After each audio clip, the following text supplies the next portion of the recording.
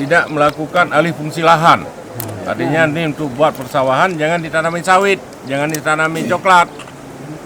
Ini perlu komitmen dari para petani sekalian.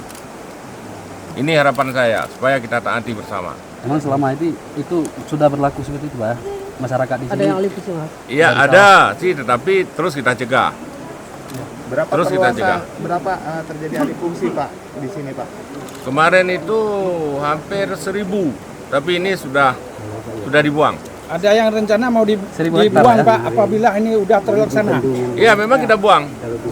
Tidak boleh ada alih fungsi lahan. Karena nanti percuma bangun irigasi ini mahal.